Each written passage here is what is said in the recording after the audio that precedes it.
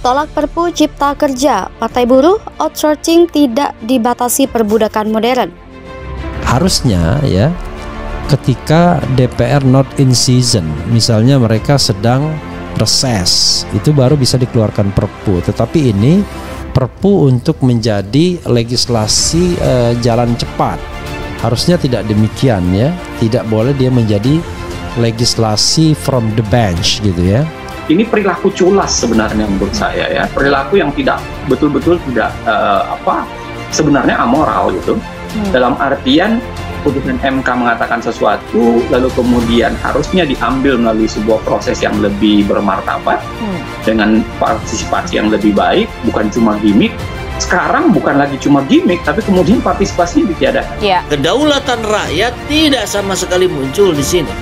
Dan secara konstitusi kedaulatan rakyat ini diwakilkan oleh para legislator. Semua juga kaget gitu. Kok bisa ini Perpu dimunculkan pada saat ketika kita sedang berangsur-angsur berupaya memulihkan ekonomi kita. Ya, padahal saya kira DPR kalau ditanyakan juga harusnya siap dong, bersiap untuk membuat aturan dengan legislasi cepat. Lawong sering kali mengubah undang-undang cepat sekali. Saya kasih contoh misalnya undang-undang MD3 bisa berubah dalam 3 hari waktu itu ya, legislasi cepat. Saya kira sangat mungkin. Kemudian aturan yang ada itu tidak bisa tidak ada atau tidak memadai, dan kalau dicapai dengan legislasi biasa itu akan memakan waktu lama dan tidak bisa mengatasi masalah. Adanya Perpu ini kembali mengaktifkan Undang-Undang Cipta Kerja yang tempo hari sudah dikatakan inkonstitusional bersyarat oleh MK. Nah, kemudian Jokowi memunculkan Perpu ini.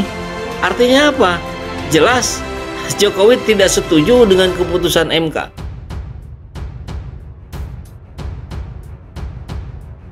Presiden Partai Buruh Said Iqbal menyatakan pihaknya bersama seluruh organisasi buruh menolak aturan soal tenaga alih daya atau outsourcing dalam peraturan pemerintah pengganti Undang-Undang Nomor 2 tahun 2022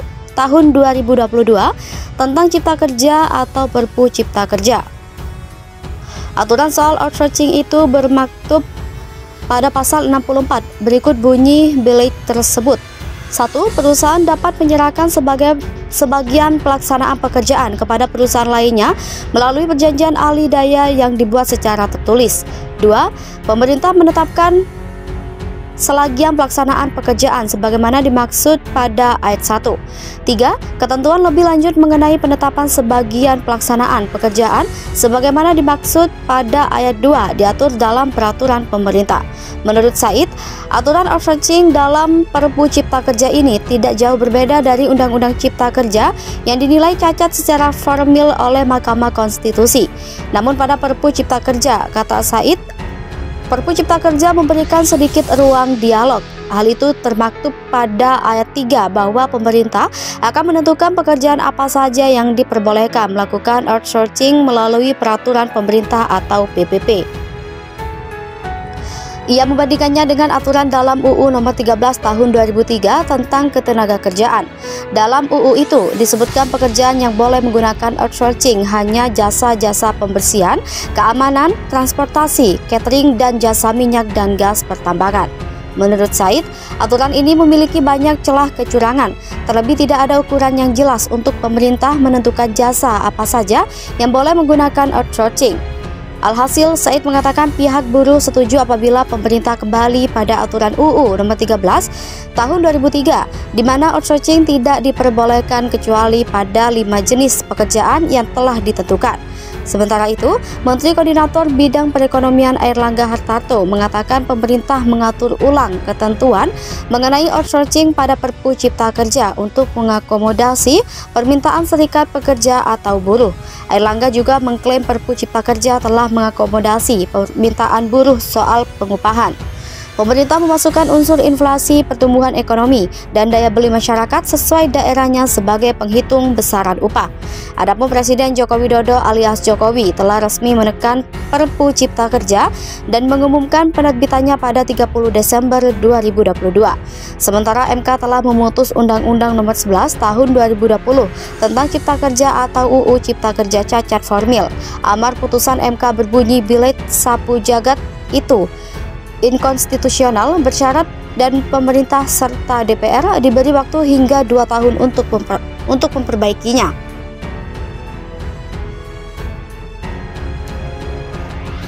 Tolak Perpu Cipta Kerja, Partai Buruh, outsourcing tidak dibatasi perbudakan modern.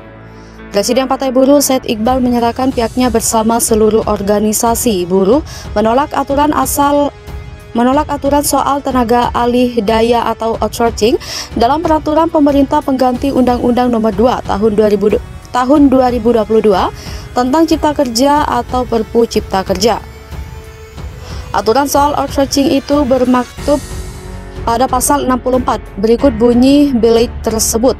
1. Perusahaan dapat menyerahkan sebagian pelaksanaan pekerjaan kepada perusahaan lainnya melalui perjanjian alih daya yang dibuat secara tertulis. 2. Pemerintah menetapkan selagian pelaksanaan pekerjaan sebagaimana dimaksud pada ayat 1. 3. Ketentuan lebih lanjut mengenai penetapan sebagian pelaksanaan pekerjaan sebagaimana dimaksud pada ayat 2 diatur dalam peraturan pemerintah. Menurut Said, aturan outsourcing dalam Perpu Cipta Kerja ini tidak jauh berbeda dari Undang-Undang Cipta Kerja yang dinilai cacat secara formil oleh Mahkamah Konstitusi. Namun pada Perpu Cipta Kerja, kata Said, Perpu Cipta Kerja memberikan sedikit ruang dialog. Hal itu termaktub pada ayat 3 bahwa pemerintah akan menentukan pekerjaan apa saja yang diperbolehkan melakukan outsourcing melalui peraturan pemerintah atau PPP. Ia membandingkannya dengan aturan dalam UU Nomor 13 Tahun 2003 tentang Ketenagakerjaan. Dalam UU itu disebutkan pekerjaan yang boleh menggunakan outsourcing hanya jasa-jasa pembersihan, keamanan, transportasi, catering, dan jasa minyak dan gas pertambangan.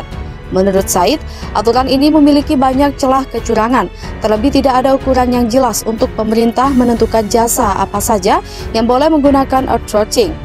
Alhasil, Said mengatakan pihak buruh setuju apabila pemerintah kembali pada aturan UU Nomor 13 Tahun 2003, di mana outsourcing tidak diperbolehkan kecuali pada 5 jenis pekerjaan yang telah ditentukan. Sementara itu, Menteri Koordinator Bidang Perekonomian Airlangga Hartarto mengatakan pemerintah mengatur ulang ketentuan mengenai outsourcing pada Perpu Cipta Kerja untuk mengakomodasi permintaan serikat pekerja atau buruh. Airlangga juga mengklaim Perpu Cipta Kerja telah mengakomodasi permintaan buruh soal pengupahan. Pemerintah memasukkan unsur inflasi, pertumbuhan ekonomi, dan daya beli masyarakat sesuai daerahnya sebagai penghitung besaran upah. Adapun Presiden Joko Widodo alias Jokowi telah resmi menekan Perpu Cipta Kerja dan mengumumkan penerbitannya pada 30 Desember 2022. Sementara MK telah memutus Undang-Undang Nomor 11 Tahun 2020 tentang Cipta Kerja atau UU Cipta Kerja cacat formil. Amar putusan MK berbunyi Bilet Sapu Jagat itu inkonstitusional, bersyarat dan pemerintah serta DPR diberi waktu hingga 2 tahun untuk memperbaikinya.